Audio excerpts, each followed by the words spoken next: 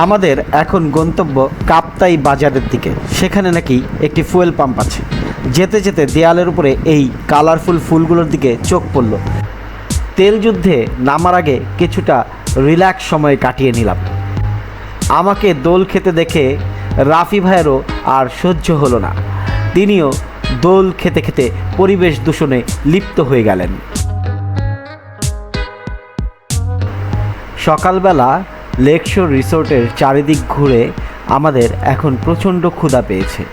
আমরা চলে এসেছি লেকশোরের ডাইনিংয়ে। দেখুন কি সুন্দরভাবে লেকশোরের ডাইনিংটি সাজানো গোছানো রয়েছে।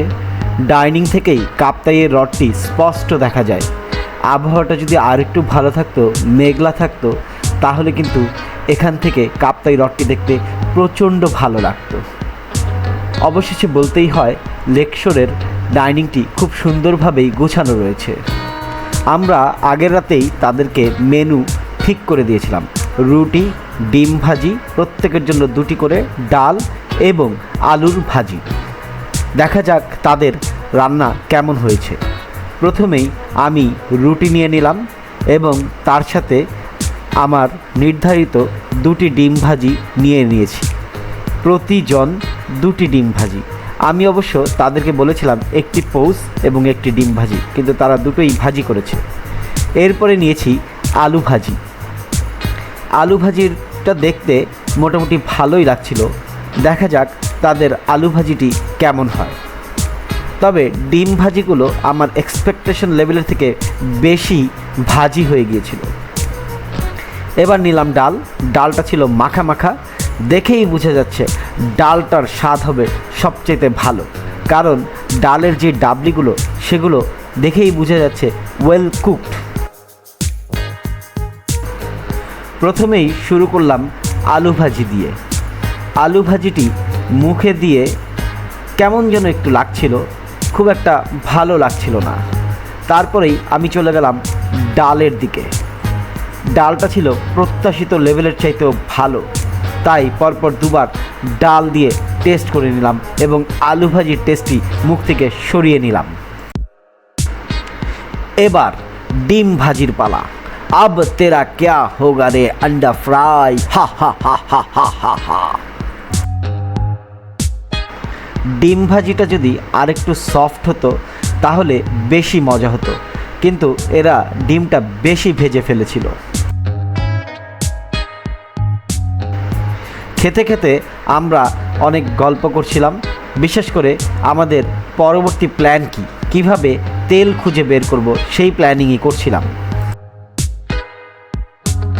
ইতিমধ্যেই অনেক পর্যটক কাপ্তাইতে এসে আটকে গিয়েছে আমরা খোঁজ নিয়ে জানতে পেরেছি, কারণ কাপ্তাইয়ের প্রত্যেকটি ফুয়েল পাম্প ছিল বন্ধ। ঈদের বন্ধে ডিপোগুলোও বন্ধ ছিল, তাই পাম্পে তেল সরবরাহ ছিল না। অনেক ট্যুরিস্ট যারা বাইক নিয়ে এসেছেন এবং গাড়ি নিয়ে এসেছেন তারা কাপ্তাইতে এসে আটকে গিয়েছেন।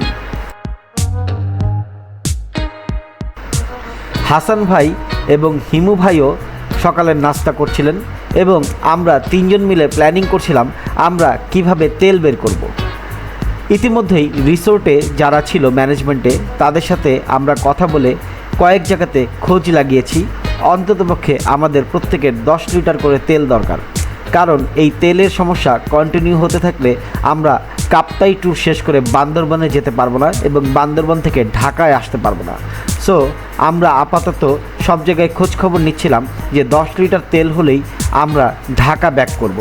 আর যতক্ষণ পর্যন্ত তেল ম্যানেজ না হয় আমাদেরকে এই কাপ্তাইয়ের এই রিসোর্টেই থেকে যেতে হবে। নাস্তা শেষ করে প্রচুর পরিমাণে পানি খেয়ে নিলাম। প্ল্যান হলো আমি এবং হিমু ভাই 2টি হুন্ডা নিয়ে চলে যাব কাপ্তাইয়ের কাছাকাছি ফুয়েল পাম্পে এবং দেখব সেখানে তেল পাওয়া যাচ্ছে কি না। তেল যুদ্ধে নামার আগে কিছুটা রিল্যাক্স সময় কাটিয়ে নিলাম। এখানে আমি ঝুলন্ত বেডে শুয়ে একটু প্রকৃতির বাতাস খাচ্ছিলাম, কারণ কিছুক্ষণ পরেই আমাকে তেল সংগ্রহের যুদ্ধে নেমে যেতে হবে। আমাকে দোল খেতে দেখে রাফি ভাইয়েরও আর সহ্য হলো না। তিনিও দোল খেতে খেতে পরিবেশ দূষণে লিপ্ত হয়ে গেলেন।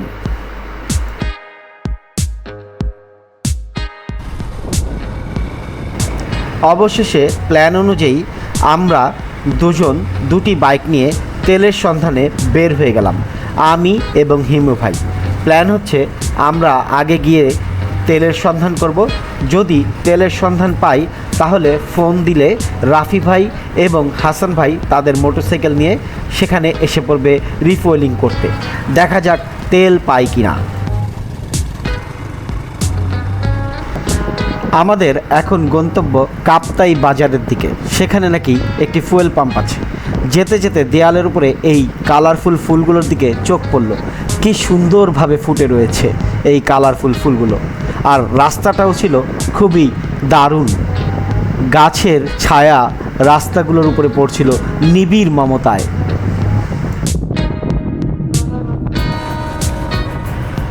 কাপ্তাইয়ের রাস্তাগুলো একদম নির্জন ছিল।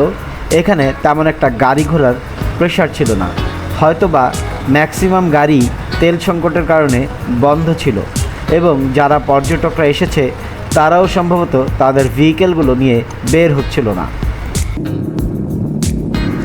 আমরা যেতে যেতে শুধু একটা কথাই বলছিলাম এবং দোয়া পড়ছিলাম যেন তেল পেয়ে যাই। তেল যদি না পাই তাহলে এই পুরো ট্যুরটাই মিস। অনেক কষ্ট করে ছুটিগুলো ম্যানেজ করেছি, এবং আমরা এবার একটা ছোট্ট টিম এসেছি, যেহেতু ম্যাক্সিমাম মানুষেরই কিছু প্রয়োজনীয় এবং ব্যক্তিগত কাজ ছিল এই ঈদের সময়টাতে। কিন্তু তেল যদি না পাই তাহলে এই ট্যুরটাও বাতিল হয়ে যাবে। অবশেষে আমরা পাম্পের কাছেই এসে পড়েছি। দেখা যাক আমরা এখানে তেল পাই কিনা।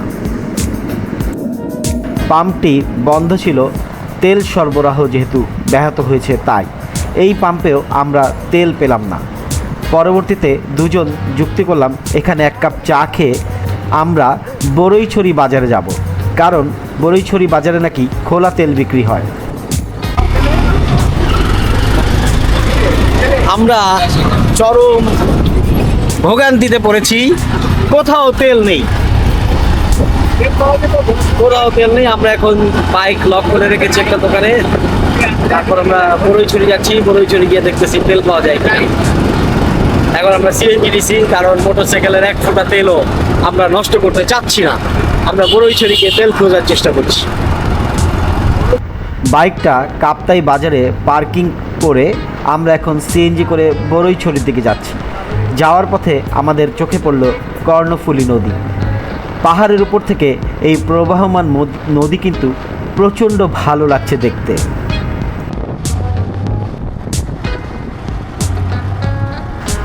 আজ প্রচুর রোদ উঠেছে, প্রচুর গরম।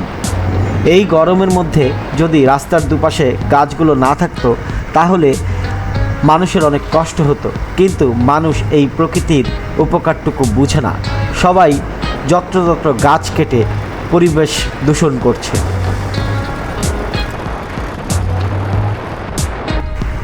এই ব্রিজটি পার হলেই বড়ইতলি বাজার। আমরা অনেক আশা নিয়ে বড়ইতলি বাজারের উদ্দেশ্যে রওনা দিয়েছি যেন তেল পাই। আল্লাহই জানে আমরা তেল পাবো কিনা। আমাদের পরবর্তী আপডেট পেতে এই চ্যানেলটির সাথেই থাকুন।